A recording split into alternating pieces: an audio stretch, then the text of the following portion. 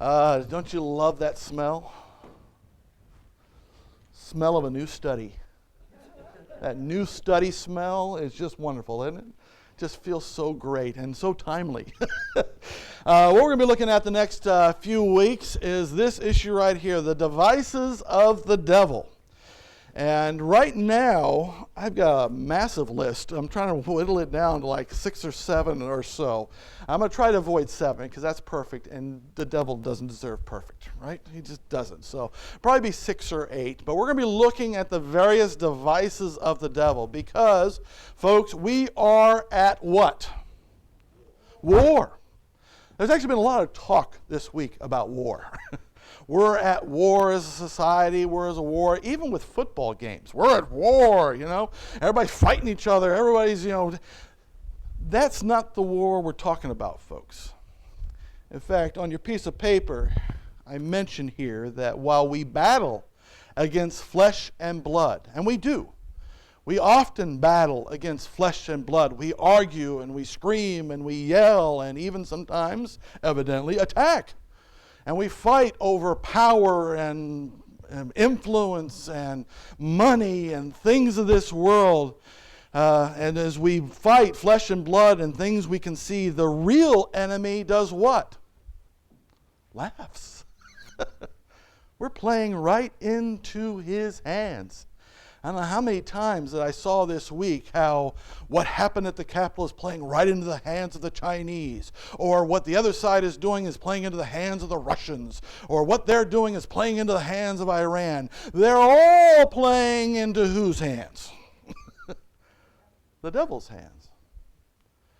He just laughs as he sees us so worked up over earthly things, because in reality, this war is a spiritual one, isn't it? In fact, go to Ephesians chapter 6, verse 12. Ephesians chapter 6. In fact, let's back up to verse 10. Ephesians 6:10 says, "Finally, my brethren, be strong in the Lord and in the power of his might." If we are going to win this war, if we are going to stand in this war, if we are going to be successful in this war, who must we rely on, folks? God. Not our own strength, not our own mind, not our friends, not those who fight for us or against us. We have to what? Rely on God and his might. Put on the whole armor of God that you may be able to stand against the wiles of the who? The devil. Is the devil real, by the way? Yeah. In fact, I put on there a quote from Verbal Kint. Anybody know who Verbal Kint is? Look it up. Some actually bring this back to a guy by the name of Baudelaire. But it says, the greatest trick the devil ever pulled was convincing the world that he didn't exist. And boy, people, it's amazing. You go online. I've been, went online to study a little bit on the devil and what people say. It's amazing the number of sites that sit there and say the devil does not really exist. Satan, the Bible never really talks about the devil as an entity. Never really talks about him as somebody powerful. Never. It's just an idea. It's a concept. It's an idea. That's all the Israelites ever thought about, was him as just an idea in Hebrew, not really a person. That's called a what? A lie. It's a lie. It is a lie. Because does the devil exist? And is he after you, folks? Is he trying to trip you up? And he has wiles. The wiles of the devil. And one of his greatest wiles is what? To just convince people he doesn't exist. He's not really real. There is no good. There is no bad. There is no heaven. There is no hell. This is all there is. So fight about these things. Fight for money, fight for power, fight for things, fight for influence, fight for your reputation. Fight for these things because that's important. Meanwhile, he laughs. Because verse 12, for we wrestle not against flesh and blood. It's not where the fight is, folks. That's not where the important fight is. Now, are there fleshly things worth fighting for? Yes, but let's not lose sight of the most important fight. As we fight those things, make sure we are not giving place to the devil. Make sure we're not giving ways for him to make his inroads. Let's make sure we understand that in everything, the fight is spiritual. But we fight against principalities, against powers, against the rulers of the darkness of this world, against spiritual wickedness in high places. And we're not talking about Congress. We're not talking about the president, not those high places. We're talking a higher level, right? And this is a battle that is going on around us all the time, and we must know our enemy. And that's what we're going to start with. As we introduce this, we're going to first of all look at who is this devil? What is he like? And then we will spend the next few weeks looking at what does he do? What are his wiles? What are his devices? Because then when we know what his devices are, we will realize God has already given us the strength and ability in him to combat those, if we just will. We'll identify them, and then we'll know where our strength is. But let's first of all start by identifying who is this devil we talk about. So let's go first to John chapter 8. And let's get something very straight here. John chapter 8. This is Jesus talking about the devil. And by the way, if the devil does not exist, why would Jesus talk about him? Doesn't make any sense, but yeah, right? So he says here in John chapter 8, starting in verse 42. And at this point, he'd been arguing with these people, and they'd been putting up all kinds of nonsense. And it's hard to fight against nonsense. And he says this in verse 42, and Jesus said unto them, if God were your Father, you would love me. If you truly believed in God, if you truly worshiped God, if you truly trusted God, then you would know that Jesus is the Messiah, is the one who was sent, who is the promised one, who came to die for our sins. You would know that, and you would love Jesus. For I proceeded forth and came from God. Neither came I of myself, but he sent me. God sent me. And you would believe me if you knew God. Verse 43. Why do you not understand my speech? Why don't you understand these truths? Why don't you believe your own eyes when you see the miracles? Why don't you believe your own ears when you see or hear what I have said? Why don't you understand the Old Testament and all it says about me? How come you are so blind? Even because you cannot hear my word. Well, who's stopping them? The devil. You are of your father, the devil. And the lusts of your father you will do. You do what he wants to do. You do what he wants you to do. You follow him and have the same desires that Satan has. And what are those? He was a murderer from the beginning and abode not in the truth, because there is no truth in him. When he speaks a lie, he speaks of his own, for he is a liar and the father of it. And one thing we must understand about the devil, and I'm going to do him in red. Everybody okay with that? It's just tradition, right? The devil is, see if you agree with me. In fact, you can't spell devil without. It's okay. It's a bad one, I realize. We'll edit that out before it goes out to everybody. So, we must understand this. The devil is what? Evil. You say, well, of course I knew that. But no, the world wants to portray him, if anything, as a little trickster. Yeah, just somebody going around causing trouble. Almost like a gremlin or something. Just going around messing with people, just tricking people, just making their life miserable and hard. No. He is what? Evil. Completely and utterly evil. Everything he does is what? Evil. Everything he says is a what?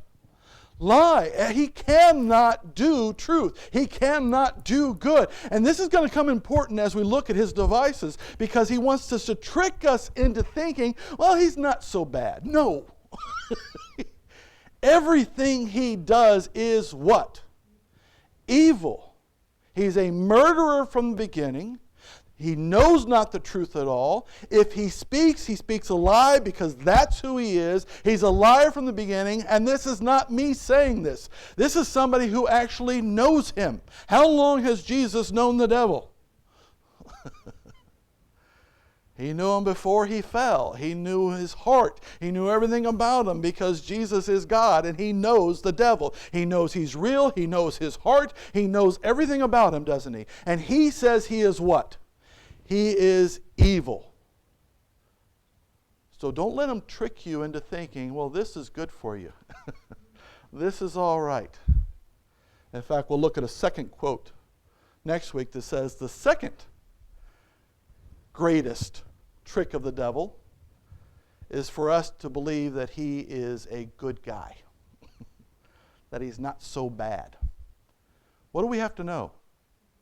He is evil. In fact, what does it say in 1 John chapter 3, verse 8? John, who quotes Jesus there, here by the Holy Spirit tells us, 1 John chapter 3, verse 8. 1 John chapter 3, verse 8. He that commits sin is of the what? Is of the devil. For the devil sins from what? The beginning. He's a liar, a murderer, who knows not the truth, and is what? A sinner. Pure and simple, and does no good. For this purpose the Son of God was manifested, that he might destroy the works of the devil. Everything he does, in fact, is counter to what Jesus does. So if you had it on the spectrum, you have God over here who is what? Holy, good, perfect, loving, everything that is 100% without any diminishment, good, right? And they have somebody over here who's trying to stop everything that he does. He's good, he's what? Evil. And it's not a spectrum, really. It's just kind of out there, right? Devil doesn't slide over here a little bit, and God doesn't slide over here a little bit. It is what? God and the devil. And we need to keep that in mind. He is evil. So should we listen to him? No. Should we take into consideration his ideas? No. He is evil. We need to keep that in mind. So let's keep that in mind as we see his devices. Let's go to a second one. Let's go to 1 Peter chapter 5.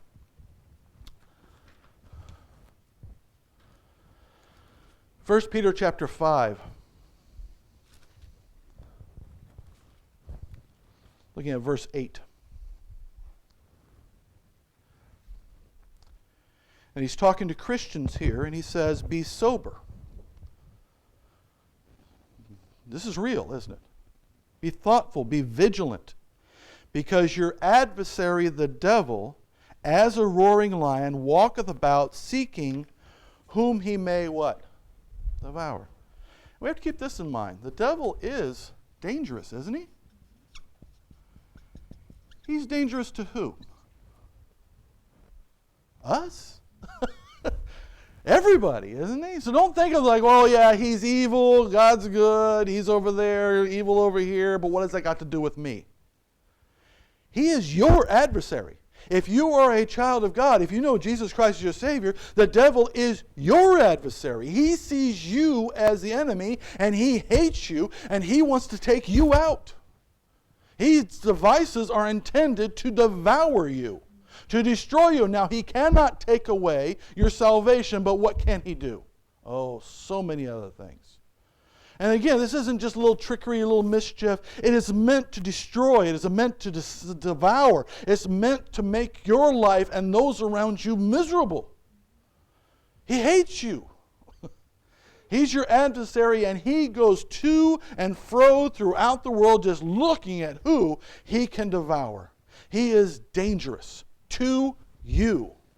So keep that in mind when he comes around. And he comes around and says, hey, I've got a good idea for you. Know his motivation. What is his motivation? To destroy you. And he's what? Evil. In fact, let's go to Matthew chapter 4.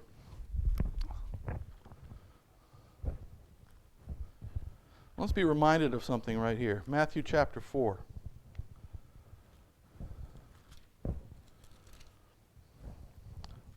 Matthew chapter 4, verse 1. Then was Jesus led up of the Spirit into the wilderness to be tempted of the who? Is the devil real? Is the devil evil? Is the devil your adversary? And let me just point out one thing real quick here. If the devil's going to go after Jesus, how do you think he looks at you?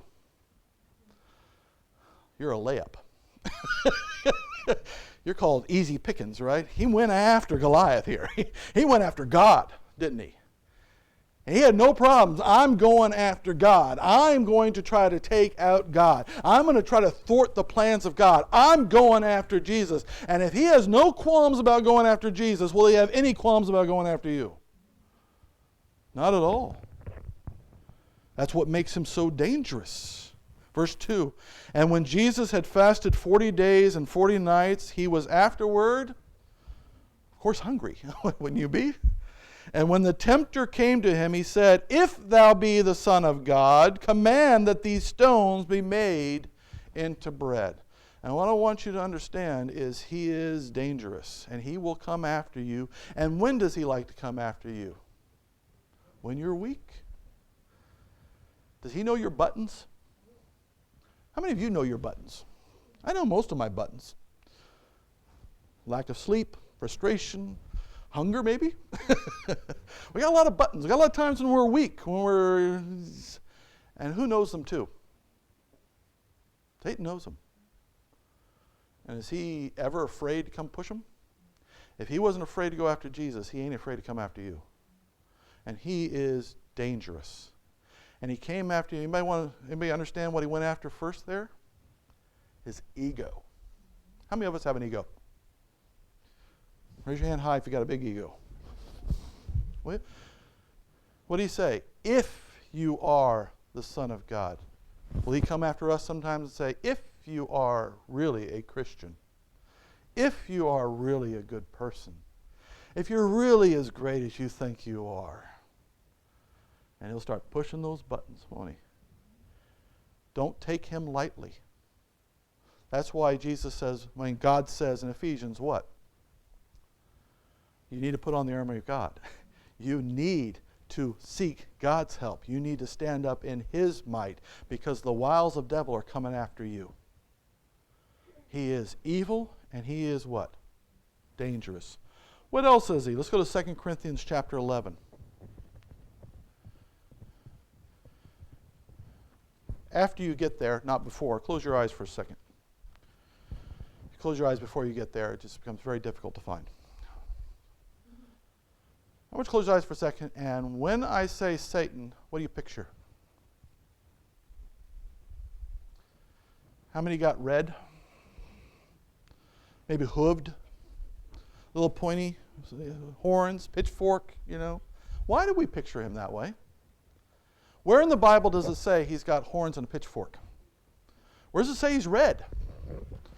Where does it say he's a goat man? I mean, where does it say that? Where do we get that idea? We actually got that from people. Pictures, historically. People made things up. But what we need to understand is the devil is also not only evil and dangerous, but he is tricky. In fact, how did he come to Adam and Eve? Serpent.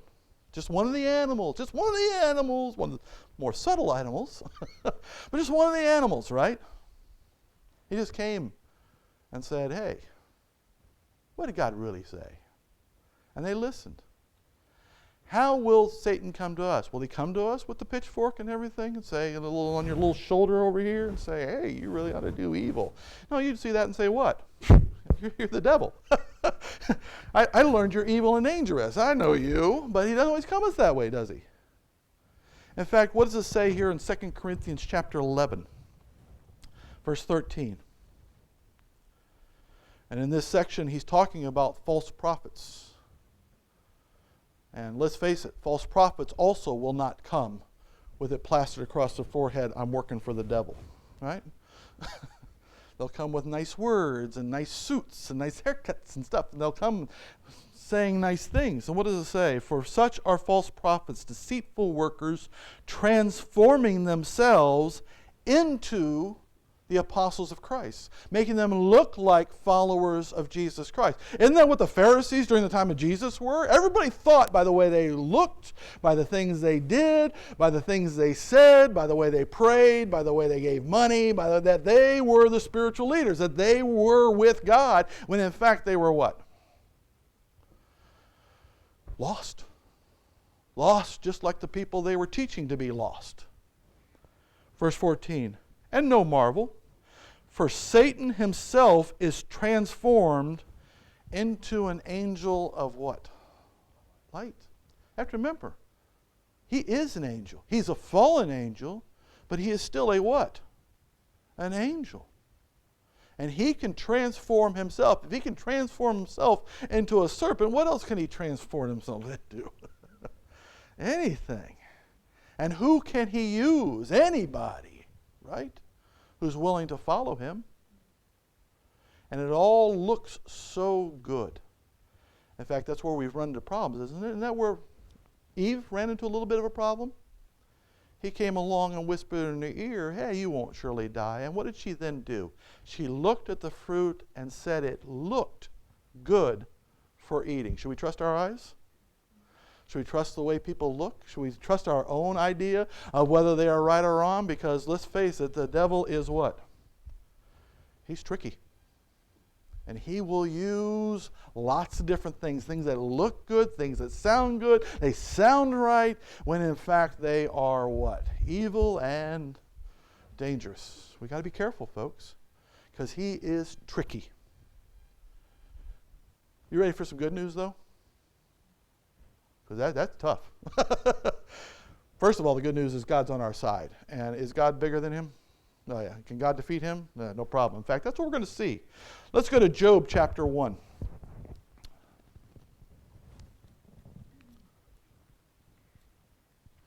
You all know the story of Job. Job was a just man, a man greatly blessed by God, a man who trusted God, believed in God, loved God, and all those things. Wonderful, wonderful man of God, right?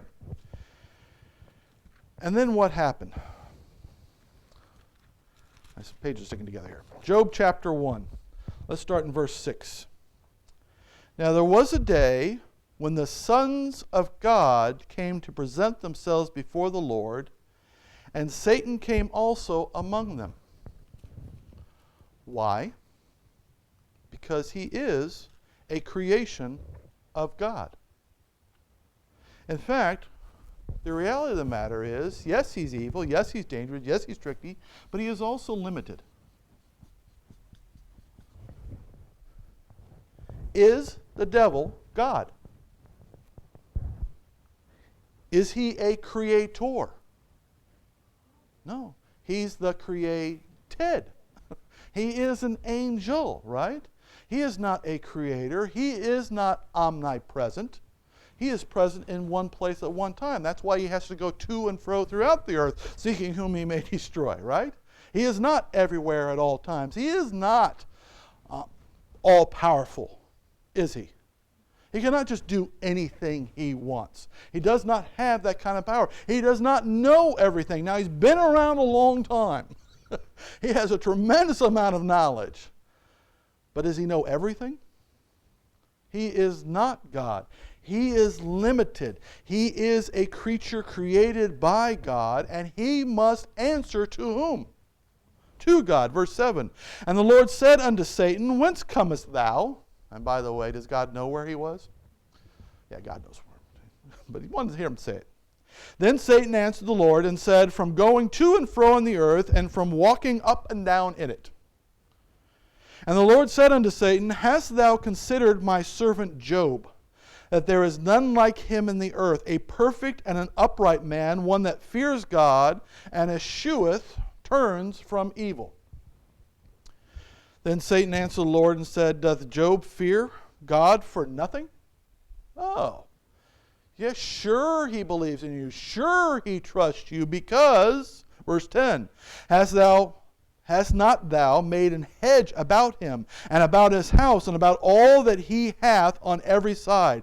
Thou hast blessed the work of his hands, and his substance is increased in the land. But put forth thine hand now, and touch all that he has, and he will curse thee to thy face. And what we must understand here is Satan cannot take away God's blessings. Unless he what? Unless he asks. That's why, can he take away our salvation? No, because that's a blessing of God, and it is promised by God that he will never let us go. His blood is complete. He cannot take that away, but will God sometimes, maybe, take away some other blessings? Allow Satan to take away some blessings. Yes, but only if he what? Asks. And it doesn't have to ask nicely. Doesn't have to say pretty please. But he does have to ask, doesn't he? Because if God would have said no, what could Satan have done to Job? Nothing. Nothing. Now God, as we know, does allow him to do it because he knows Job. He knows his heart. And he allows that to happen. But I want you to think about that. Oftentimes we say, oh, Satan did this and Satan did that and Satan took this away. Now sometimes it's because we let him in. Can he sometimes take away the blessings because we let him take away the blessings? Yes, we can do that. We can go and open the doors of our life and say, take away my happiness, take away my joy, take away. You can take away these things if you want. We can let him in, but if we don't let him in, can he come in without God's permission? No. Because he is what? He is limited. In fact, Ephesians chapter 2.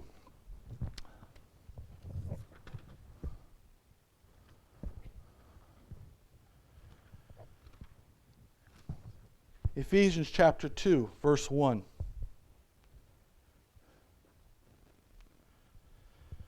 Ephesians 2:1, and you hath he quickened, made alive, who were dead in trespasses and sin, wherein in time past you walked according to the course of this world, according to the prince of the power of the air, the spirit that now worketh in the children of disobedience.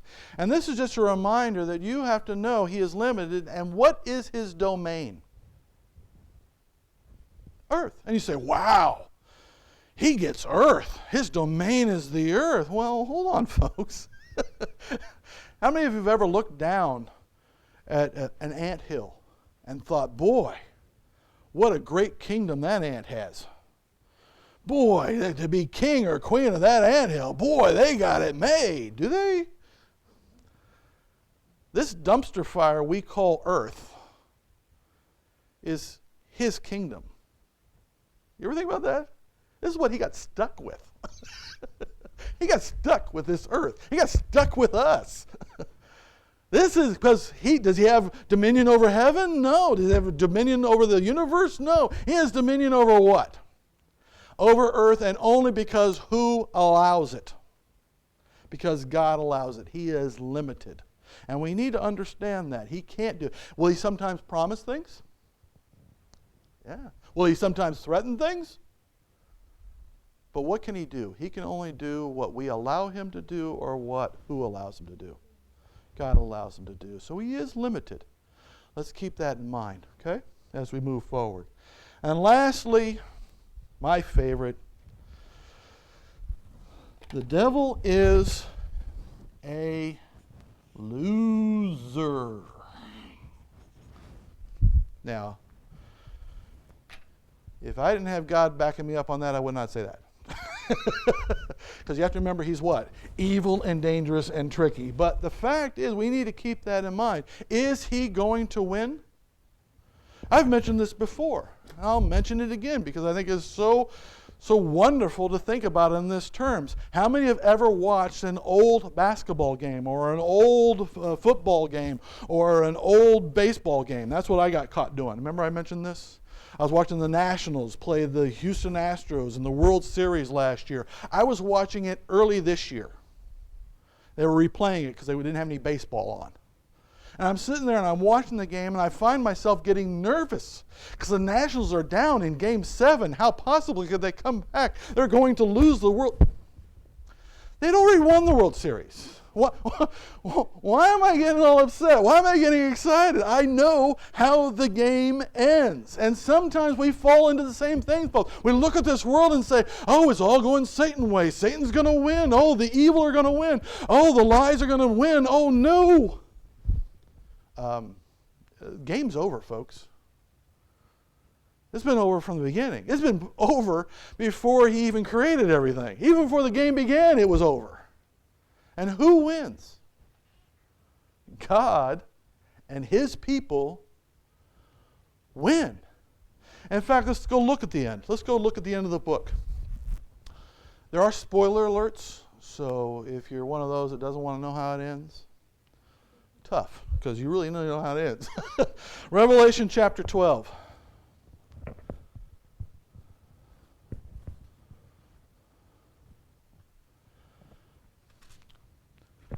In Revelation chapter 12, let's see what happens here. There's a battle in heaven. Satan and his troops are in heaven, and they're going to fight against God's troops. Who's going to win? Revelation chapter 12, starting in verse 7. And there was a war in heaven. Michael and his angels fought against the dragon. And the dragon is who? And the dragon fought his angels. And we know the dragon is that old serpent, Satan, the devil. And prevailed not, and the dragon fought and his angels, and prevailed not, neither was their place found any more in heaven. And the great dragon was cast out, that old serpent called the devil and Satan, which deceives the whole world. He was cast out into the earth, and his angels were cast out with him. Now, to tell you the truth, I don't know if this is something in the future or he's relating something in the past. I don't know. That's the beauty of the book of Revelation. It's one of those books we're going to look back someday and say, oh, that all made sense. Kind of like the book of Daniel. We look back now and say, oh, that all makes sense. But beforehand, we're not really sure. What do know? If Satan attacks heaven, who's going to win? Heaven is going to win. Michael and his angels will defeat, or have defeated, Satan and his demons. Right? We know this. He is not going to win. In fact, let's go to chapter 20, verse 1. We know this is future. Revelation chapter 20, verse 1.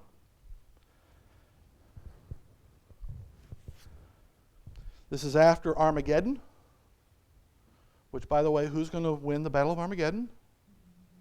We know that one too. We know Jesus is going to win, right? We know the winner. Chapter 20, verse 1. And I saw an angel come down from heaven, having the key of the bottomless pit and a great chain in his hand. And he laid hold on the dragon, that old serpent, which is the devil and Satan, and bound him 1,000 years, and cast him into the bottomless pit, and shut him up, and set a seal upon it, that he should deceive the nations no more, till the 1,000 years should be fulfilled. And after that, he must be loosed a little season. So again, devil will be what? Bound and cast away and banished for 1,000 years. And what can he do about it? Nothing. I want to note something here.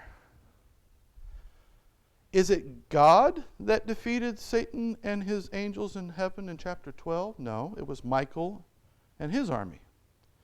Was it God who bound up Satan and threw him in the bottomless pit?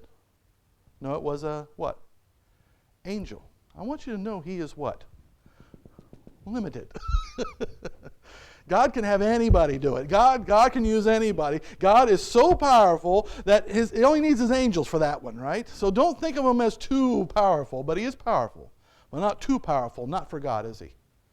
And he is going to be thrown out of heaven, and he is going to be bound for 1,000 years. And even then, when he gets out, what's going to happen? Chapter 20, verse 10.